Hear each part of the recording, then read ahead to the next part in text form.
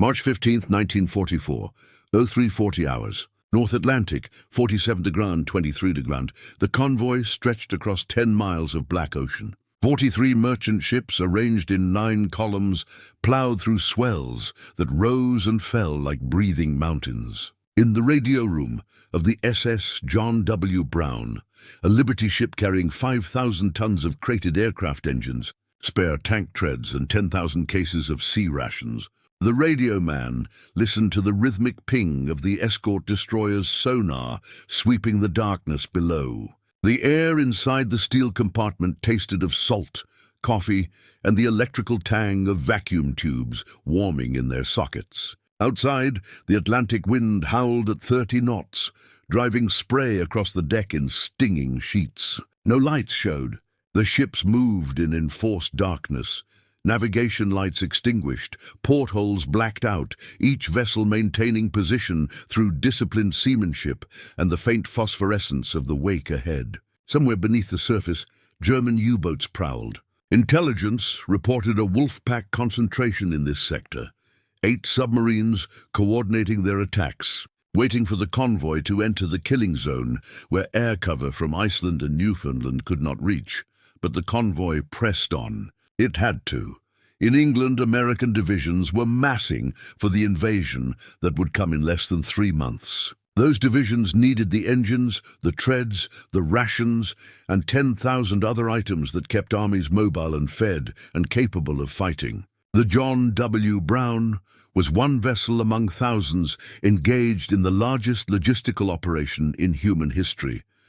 The movement of men and material across an ocean to support a military force on another continent. Every day, American factories produced Sherman tanks, artillery pieces, trucks, uniforms, boots, and ammunition in quantities that staggered imagination. And every day, that production had to cross 3,000 miles of contested water to reach the soldiers who needed it. The Germans understood that sinking these cargo ships was as important as fighting the armies they supplied. Without the flow of supplies, the invasion could not proceed. Without the convoy system, the war could not be won. The radio man adjusted his headset and monitored the frequencies. He heard the coded transmissions from the escort commander, the acknowledgements from the merchant captains, and beneath it all, the white noise of the ocean itself, static that might conceal an enemy transmission. A U-boat surfacing to radio its packmates, coordinating an attack. He did not think about the cargo in the hold below him, the thousands of tons of war materiel that represented months of labor by workers in Detroit, Pittsburgh, and Gary. He thought only about reaching Liverpool, about the 10 days of crossing still ahead, and about the fact that in this war, logistics had become as deadly as combat. Men died here in the North Atlantic, not from bullets or bombs, but from torpedoes that struck without warning in the night, sending ships to the bottom in minutes, pulling their crews down into water so cold it killed in 5 minutes. Yet the convoys continued, because the alternative, allowing Hitler to win through starvation of supply, was unacceptable. The symbolic object that defined this struggle was not a weapon, but a wooden crate. Standard military shipping crate, reinforced corners, stenciled with alphanumeric codes identifying contents and destination. These crates filled the holds of every merchant vessel in the convoy. Crates of ammunition, crates of spare parts, crates of medical supplies, crates of food. Individually, a crate was ordinary, unremarkable. Collectively, millions of them represented the logistical miracle that allowed the United States to project military power across an ocean. The Germans had nothing comparable. Their logistics relied on railroads that ended at coastlines, on horse-drawn wagons that moved at walking pace, on supply systems that functioned adequately within Europe but could not sustain global operations. America's logistics transcended geography. They turned oceans into highways, transformed industrial output into military capability, and moved supplies on a scale that made conventional warfare obsolete. The wooden crate, stamped with U.S. Army and a destination code, became the symbol of American abundance, not because it contained weapons, but because it contained everything needed to sustain an army, delivered reliably, continuously, and in quantities that the enemy could not match or comprehend. The logistical challenge of World War II was unprecedented. The United States needed to supply not only its own forces fighting in Europe and the Pacific, but also its allies, Britain, the Soviet Union, China, and dozens of smaller nations. This required moving millions of tons of supplies across vast distances, protecting those supplies from enemy attack, and distributing them to forward units with sufficient speed that combat operations would not be disrupted by shortages. The scale defied historical precedent. In World War I, American forces in France had numbered less than 2 million men and had been supplied largely by French and British logistics. In World War II, American forces exceeded 8 million in Europe alone, and they brought their own logistical system, a system that required 12 million tons of supplies to be moved across the Atlantic in 1944. The peak year of the build-up for D-Day and the subsequent campaign across France and into Germany. 12 million tons. The figure is almost incomprehensible. It included everything an army needed: weapons and ammunition, vehicles and fuel, food and medical supplies, clothing and personal equipment, construction materials for building bases and airfields, communications equipment, spare parts, and thousands of other categories of material. The U.S. Army calculated that a single infantry division in sustained combat required approximately 650 tons of supplies per day, mostly ammunition and fuel, but also food, water, medical supplies, and replacement equipment. An armored division required nearly 1,000 tons per day. Multiply these figures by dozens of divisions operating simultaneously. Add the requirements of air forces consuming aviation fuel by the thousands of gallons per sortie, and the logistical demand became astronomical. Meeting that demand required not just ships, but a comprehensive system, production planning to ensure factories manufactured what was needed, transportation networks to move goods from factories to ports, port facilities capable of loading ships efficiently, convoy systems to protect ships at sea, receiving ports capable of unloading rapidly, and distribution networks to move supplies from ports to forward units. Each component had to function flawlessly, or the entire system would collapse. Germany, despite its reputation for efficiency and organization, possessed no equivalent system. The Wehrmacht's logistics were designed for continental warfare, short campaigns supported by rail networks and motorized transport over distances of hundreds of miles, not thousands. When Germany invaded the Soviet Union in 1941, its logistical system strained and then broke. Trucks broke down on primitive roads. Rail lines were different gauges, requiring time-consuming transfers of cargo. Fuel shortages immobilized units. By 1943, German logistics were in crisis. The Luftwaffe could not adequately supply ground forces. The U-boat fleet could not interdict Allied supply lines effectively, and German industry, under relentless Allied bombing, struggled to replace losses. The asymmetry was stark. America's logistics grew stronger as the war progressed, while Germany's grew weaker. And this asymmetry, more than any battle, determined the war's outcome. The foundation of American logistics was industrial production. In 1939, the United States was already the world's largest industrial economy, producing more steel, more vehicles, and more machinery than any other nation. When war came, that production was redirected and massively expanded. The War Production Board coordinated conversion of civilian industries to military production. Automobile factories began building tanks and aircraft. Textile mills produced uniforms and parachutes. Chemical plants manufactured explosives and synthetic rubber. New factories were constructed at unprecedented speed. The Ford Willow Run plant, built to produce B-24 bombers, went from groundbreaking to first aircraft delivery in 18 months, eventually producing one bomber per hour. By 1943, American factories were producing 96,000 aircraft per year, 30,000 tanks, 41 billion rounds of ammunition, and merchant ships at a rate of 3 per day from shipyards that employed hundreds of thousands of workers operating around the clock. This production alone was insufficient. The materiel had to reach the battlefronts. The Atlantic presented the primary challenge: 3,000 miles of ocean patrolled by German U-boats. In 1942, during the period German submariners called the Happy Time, U-boats sank Allied merchant ships faster than they could be replaced, sending over 1-600 vessels to the bottom and killing tens of thousands of merchant mariners. The loss rate was unsustainable. If continued, it would have strangled Allied operations in Europe before they could begin. The solution was the convoy system, borrowed from World War I, but expanded and refined. Merchant ships traveled in large groups, escorted by destroyers and corvettes equipped with sonar and depth charges. Aircraft provided air cover when possible, attacking U-boats that surfaced to shadow convoys. The system worked through attrition, making attacks costly enough that U-boats could not sustain their operations. By 1943, improved tactics, better technology, especially radar and high-frequency direction finding that located U-boats by their radio transmissions, and sheer numbers of escort vessels turned the Battle of the Atlantic in the Allies' favor. U-boat losses exceeded their production.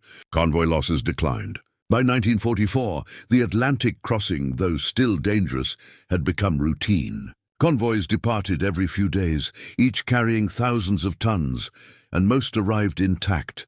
The Germans watched this logistical miracle with growing despair. U-boat commanders reported that sinking merchant ships no longer disrupted Allied operations. For every ship sunk, 3 more appeared. Admiral Dönitz, commander of the U-boat fleet, recognized by 1943 that the Battle of the Atlantic was lost. In his memoirs written after the war, he reflected, "We could sink their ships, but we could not sink their production. For every vessel we destroyed, American shipyards launched 2 more. For every cargo we sent to the bottom, 10 more cargoes arrived. We were fighting not an enemy navy, but an industrial system, and systems cannot be sunk by torpedoes. We learned this too late and at too great a cost. Our crews died in steel coffins beneath the waves, and still the convoys came. The contrast between American and German logistics manifested in countless ways, visible to soldiers on both sides. American forces advanced with supplies that seemed unlimited.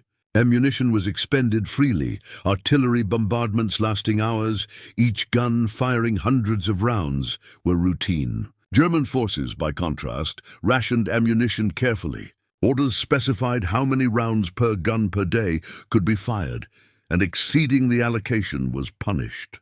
American soldiers ate 3 meals a day, varied and nutritionally adequate, delivered even to frontline positions. German soldiers subsisted on dwindling rations, often reduced to bread and thin soup, with meat a rarity. American vehicles moved on paved roads maintained by engineer battalions, supplied with fuel from pipelines constructed specifically to support advancing armies. German vehicles moved on roads cratered by bombing, often pulled by horses because fuel was too scarce to allocate to motorized transport.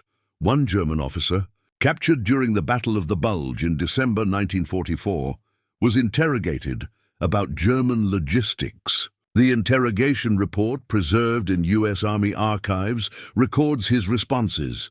"We were told to capture American fuel dumps because we had insufficient fuel to complete our offensive." Can you imagine launching an offensive with the assumption that you will capture enemy supplies to continue? This is not planning. This is desperation. And when we did capture American positions, we found supplies that astonished us. Not just ammunition and fuel, but food. So much food. Canned meat, chocolate, cigarettes, coffee. We found warehouses filled with spare parts for vehicles, organized by part number, catalogued, ready for distribution. We had nothing comparable. Our supply system consisted of taking whatever could be scrounged and moving it forward by any means available. You Americans fought a different kind of war, a war where logistics was not an afterthought, but the foundation of everything. The officer's testimony captures the emotional impact of the disparity. German soldiers had been told they were fighting a decadent, weak enemy whose industrial capacity was wasted on luxuries. They discovered instead an enemy whose industrial capacity provided not luxuries, but systematic, overwhelming material superiority. Every encounter with American supply operations reinforced this reality. Captured supply dumps revealed organization and abundance that seemed impossible.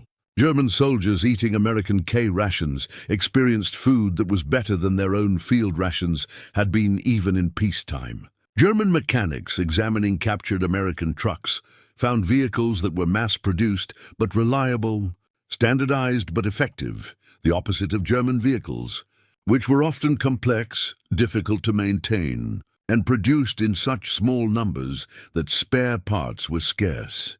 The Liberty ship became the icon of American logistical dominance. These cargo vessels, mass-produced using prefabricated sections welded together, could be built in less than 2 months by shipyards employing workers with minimal training. The design was simple, almost crude.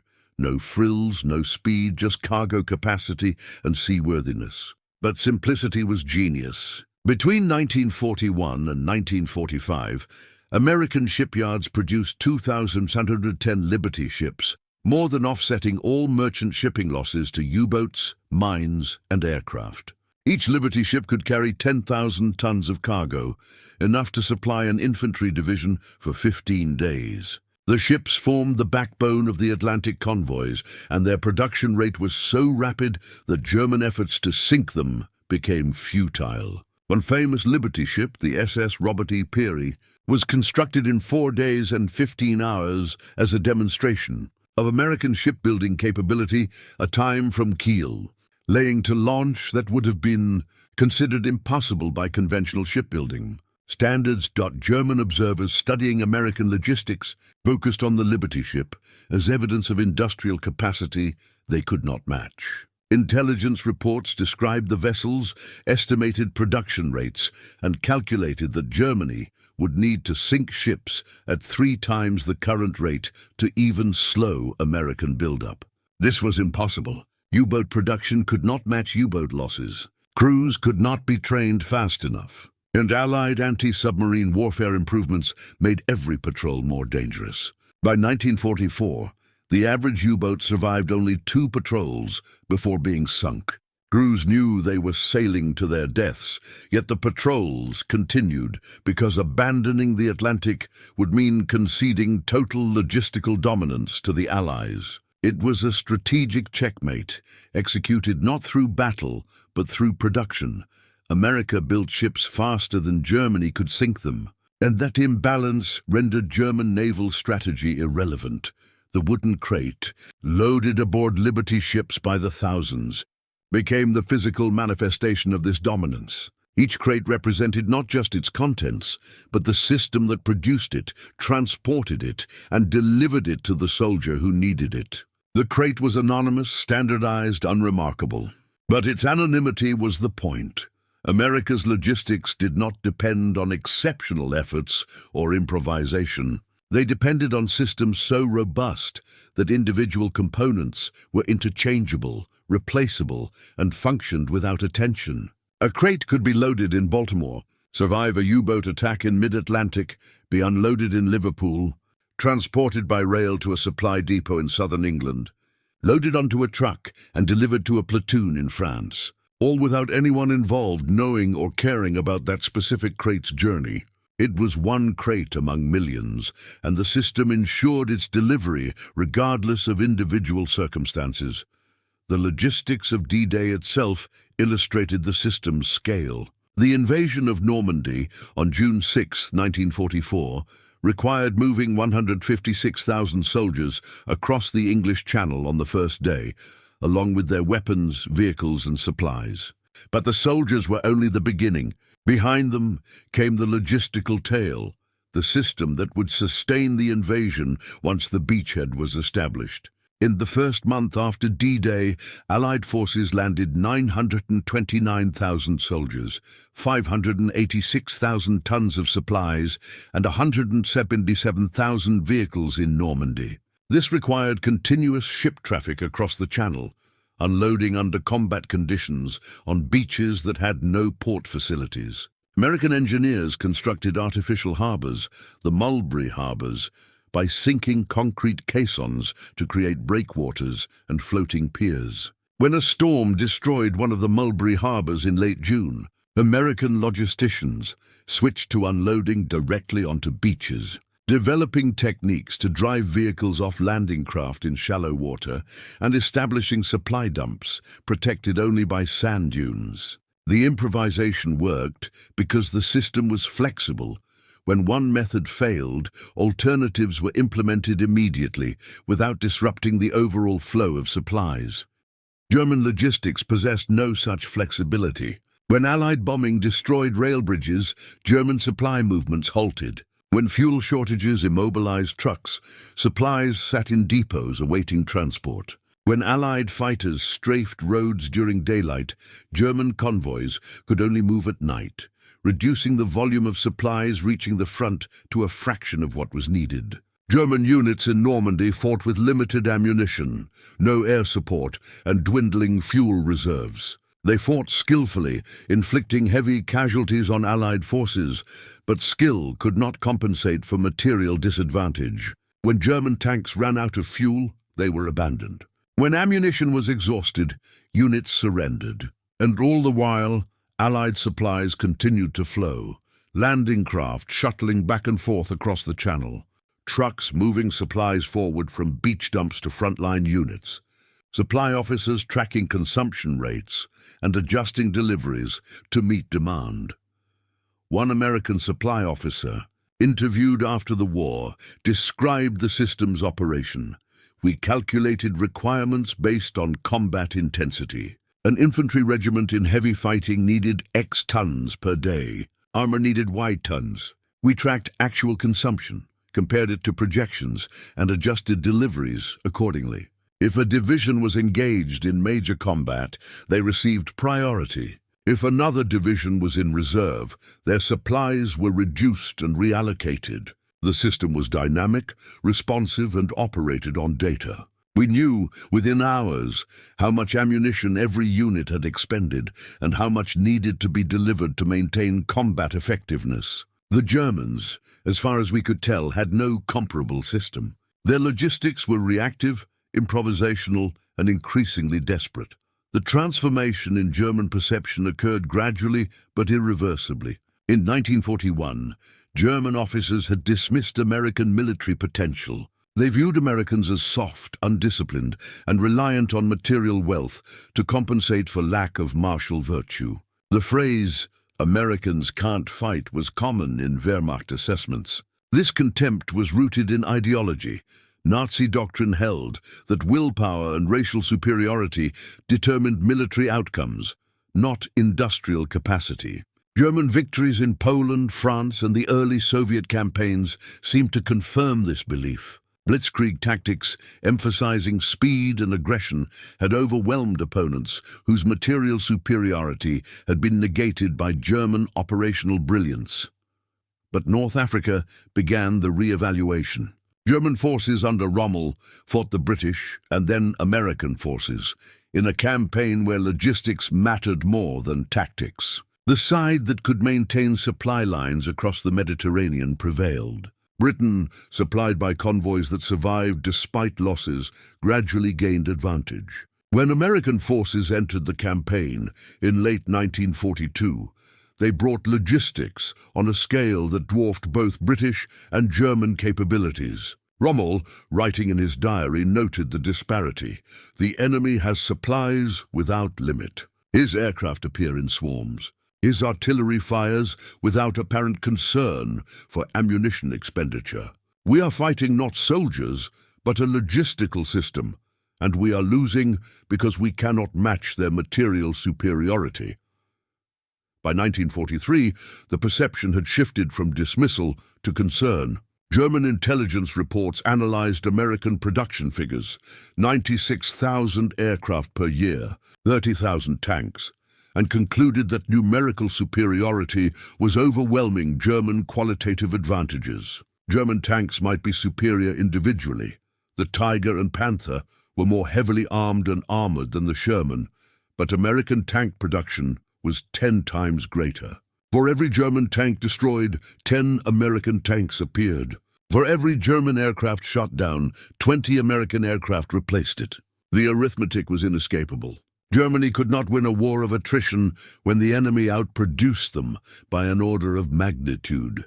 By 1944, concern had become despair. German soldiers on the Western Front watched American supply convoys moving forward, mile-long columns of trucks, protected by air cover, traveling on roads that German forces could not effectively interdict. They watched American artillery fire bombardments that lasted hours, expending more ammunition in a day than a German artillery battalion received in a month. They watched American aircraft dominate the skies, flying sorties in numbers that made German air defense futile. And they understood that they were not losing because they lacked courage or skill.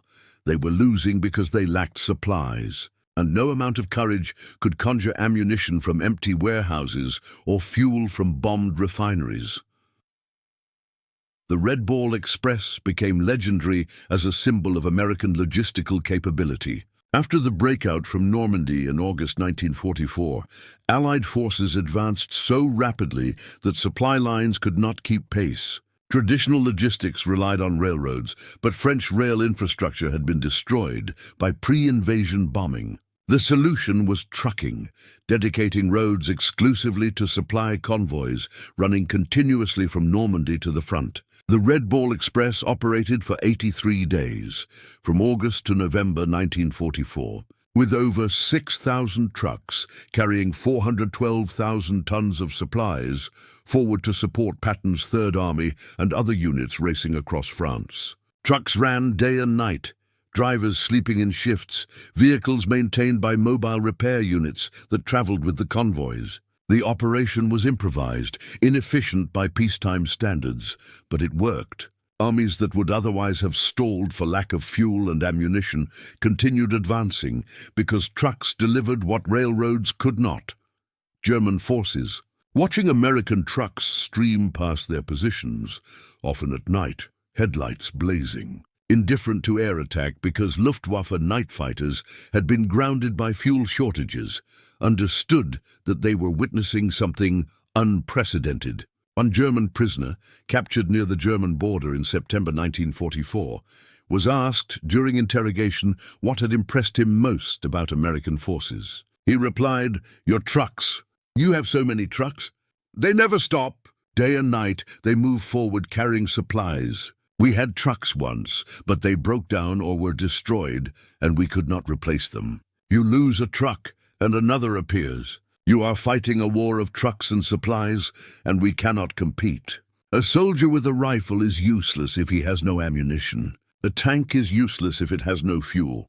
You understand this. You built an army on logistics first, combat second. We built an army on combat first, and now we are paying the price."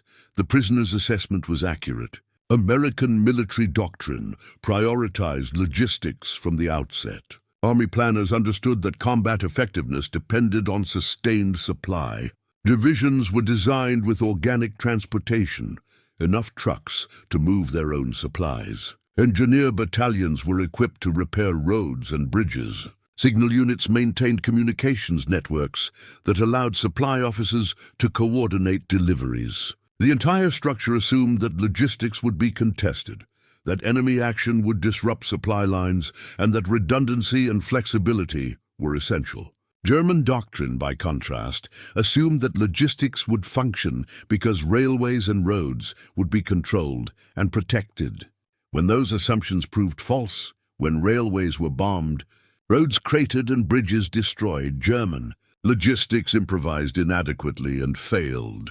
Catastrophically, the port of Antwerp became critical to sustaining Allied operations in late 1944 and early 1945, as Allied armies advanced into Germany, their supply lines stretched to breaking point. Normandy beaches were too distant. Small ports like Cherbourg could not handle the volume required. Antwerp, Belgium's major port, had been captured relatively intact in September 1944, but German forces controlled the Scheldt estuary, preventing ships from reaching the port. Allied command made clearing the Scheldt a priority, and in October and November 1944, Canadian forces fought brutal battles to eliminate German positions. Once cleared, Antwerp became the primary supply port for Allied forces by January 1945. The port was handling 30,000 tons of supplies per day, more than all other Allied ports combined.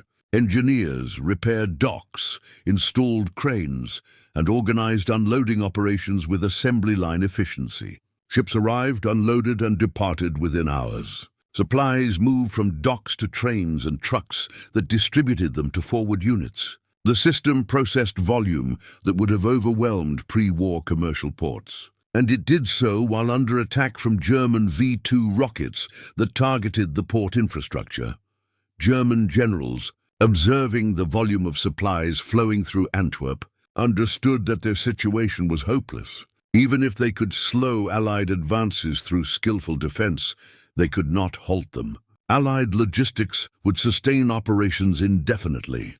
German logistics, by contrast, were collapsing. Fuel production had been crippled by bombing of synthetic fuel plants.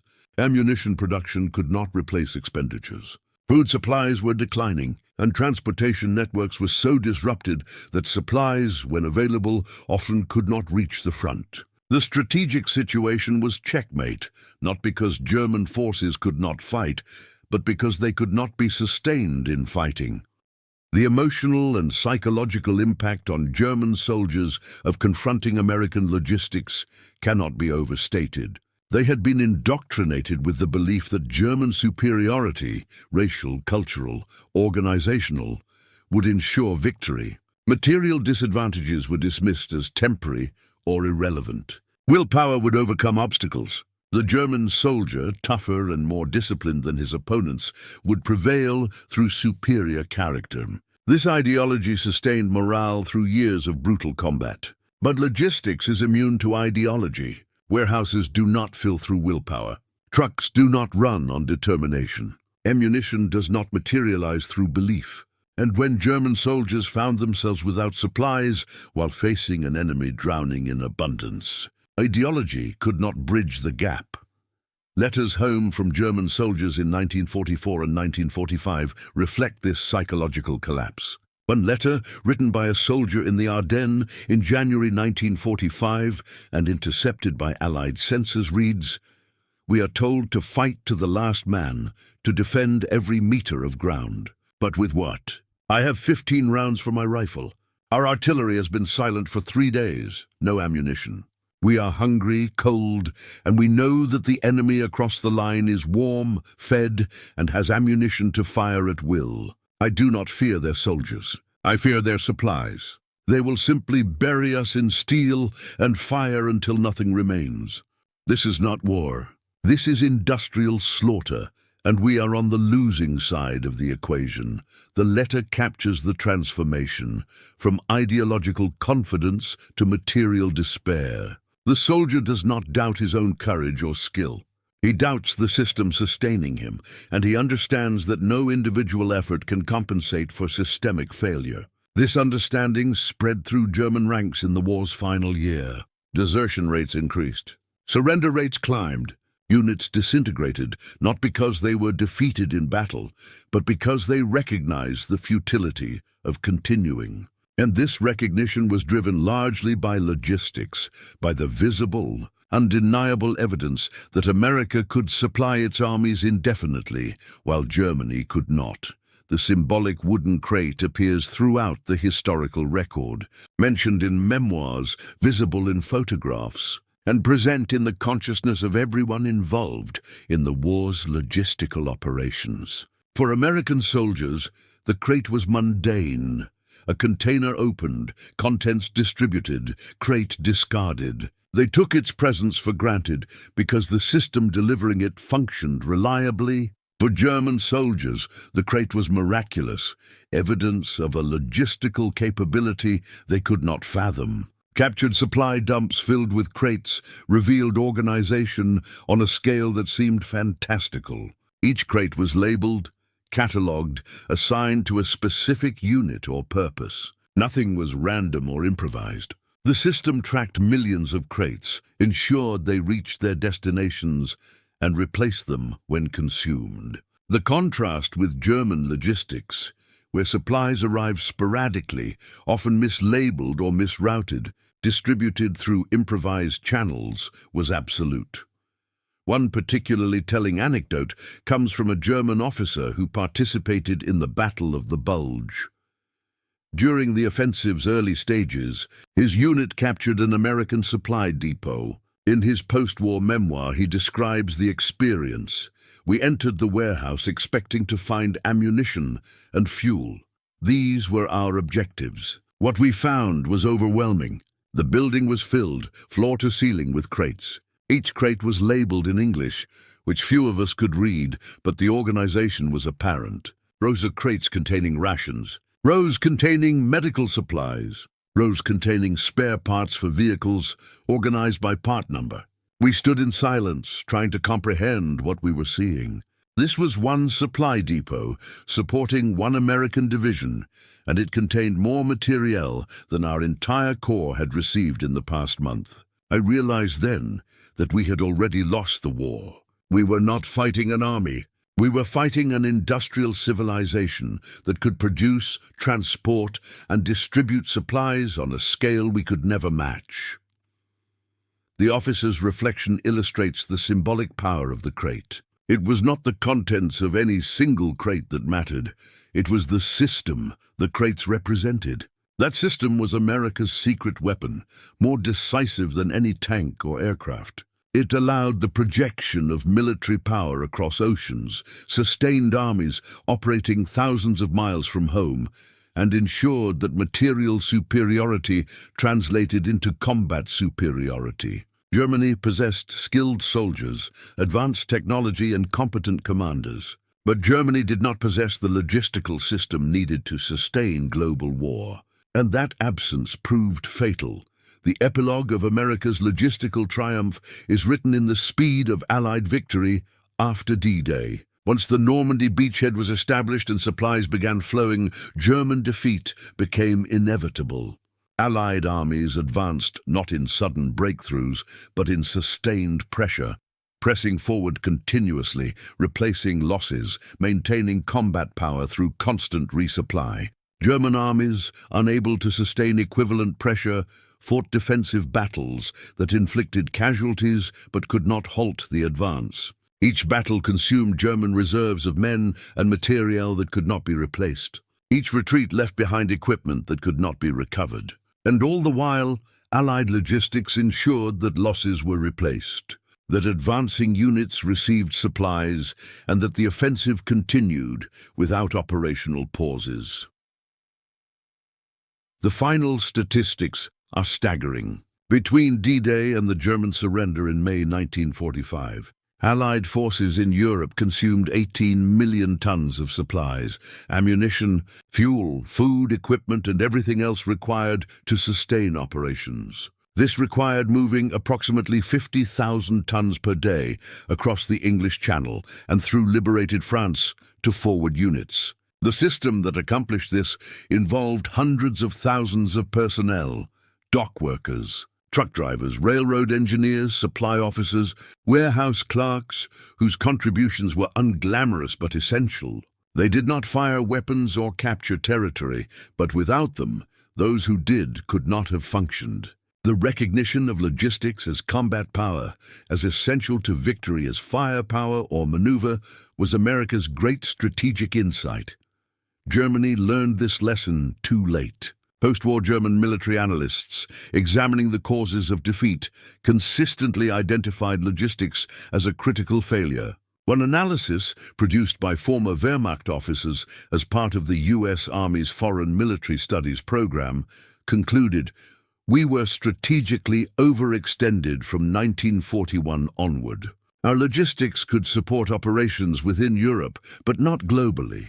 When we attempted to sustain forces in North Africa, the Mediterranean, the Soviet Union, and Western Europe simultaneously, the system collapsed. We lacked the merchant shipping, the port capacity, the transportation networks, and the industrial production to supply forces on multiple fronts. The Allies, particularly the Americans, possessed all of these advantages. Their logistics were not an afterthought, but the foundation of their strategy. They understood that modern war is ultimately a contest of systems, and they built superior systems. We built superior weapons but inferior systems, and in the end, systems prevailed. To stand today in the military museums that preserve artifacts from World War II is to see the wooden crate displayed alongside tanks and aircraft and weapons. The crate is often overlooked. Visitors gravitate toward the dramatic implements of war, the machines that destroyed and killed. But the curators who include the crate understand its significance. It represents the unglamorous reality of warfare, that victory depends on logistics, that battles are won by those who can sustain operations, and that industrial capacity matters more than martial spirit. The crate is a reminder that war is not just about fighting, but about producing, transporting, organizing, and distributing. The side that does these things better possesses an advantage that courage alone cannot overcome. The lesson extends beyond World War II. Every subsequent American military operation has been built on logistical foundations established during that conflict. The airlift that sustained Berlin during the Soviet blockade in 1948, the logistics that supported forces in Korea and Vietnam, the rapid deployment capabilities demonstrated in Desert Storm, the sustained operations in Iraq and Afghanistan, all reflect the principle that logistics is combat power, that the ability to sustain operations over time and distance determines outcomes. America's military doctrine has internalized this principle to the point where it seems obvious, but it was not obvious in 1939, and it was learned through the massive effort of moving 12 million tons across the Atlantic without losing a division to supply failures.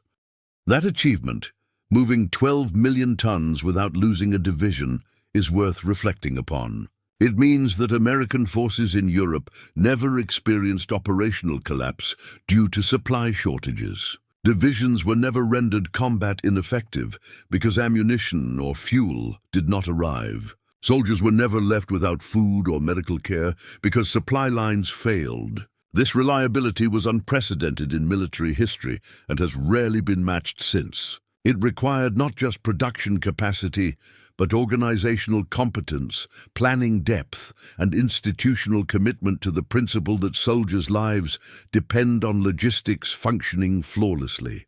Every merchant mariner who crossed the Atlantic in convoy, every dock worker who loaded ships, every truck driver who drove through the night to deliver supplies, each contributed to ensuring that American divisions could fight without ever facing the logistical collapse that characterized German operations. The North Atlantic today is peaceful, its waters crossed by container ships and cruise liners rather than convoys and submarines. The Liberty ships are mostly gone, scrapped or sunk, with only a few preserved as museum ships. The artificial harbors have been dismantled. The supply depots have been cleared, but the principles established during World War II endure. Modern military logistics, container ships, air freight forward positioning of supplies, real-time tracking systems are technological advances on the foundation laid between 1941 and 1945. The wooden crate has been replaced by standardized shipping containers, but the concept remains: organize, produce, transport, and distribute on a scale that ensures operational success. The symbolic meaning of the crate transcends its physical presence. It represents the idea that democracies, when threatened, can mobilize their industrial and organizational capacities to prevail over adversaries. It represents the principle that valuing individual soldiers' lives ensuring they are supplied, fed, and supported, is not weakness, but strength. It represents the understanding that warfare in the modern era is total, involving entire societies, and that victory belongs to the society that can sustain the effort longest. Nazi Germany's ideology emphasized will, sacrifice, and racial superiority. America's approach emphasized production, organization, and systematic application of resources. History rendered judgment, systems defeated ideology, logistics defeated willpower, and abundance defeated scarcity. The Crate, loaded onto a Liberty ship in Baltimore, surviving the U-boat gauntlet, unloaded in Liverpool, transported across England, ferried to Normandy, trucked to the front, and delivered to a soldier who needed its contents. That crate was more than packaging. It was a promise kept. It was evidence that the nation sending men to war had not forgotten them, would not abandon them, and would provide everything needed to sustain them. And in the keeping of that promise, through the unsexy, unglamorous work of logistics, America won the war. The 12 million tons moved across the Atlantic represented more than materiel. They represented commitment to winning, to sustaining the fight, to ensuring that soldiers had what they needed when they needed it. The fact that no American division was lost due to supply failures was not luck or accident. It was achievement, the result of millions of decisions made correctly, of systems functioning as designed, of people doing their jobs competently and continuously. It was proof that democracies could organize, that free societies could mobilize, and that abundance properly applied was the most powerful weapon in the arsenal. In the end, the wooden crate, stenciled with its alphanumeric code and stamped U.S. Army, carried more than supplies. It carried the proof that freedom, when organized and determined, could defeat tyranny not just through superior virtue, but through superior capability. It demonstrated that caring for soldiers, feeding them, supplying them and bringing them home, was not sentimentality, but strategic wisdom. And it established the principle that still guides American military operations, that logistics is not an afterthought, but the foundation, that systems matter as much as courage, and that wars are won by those who can sustain the fight day after day. Until victory is achieved, the convoy that sailed through the North Atlantic night in March 1944 reached Liverpool intact. The 43 merchant ships unloaded their cargoes. The supplies moved forward to the forces massing for D-Day, and the wooden crates, opened and emptied and discarded, fulfilled their purpose. Not dramatically, not gloriously, but reliably, systematically, and decisively. That was enough. That was everything.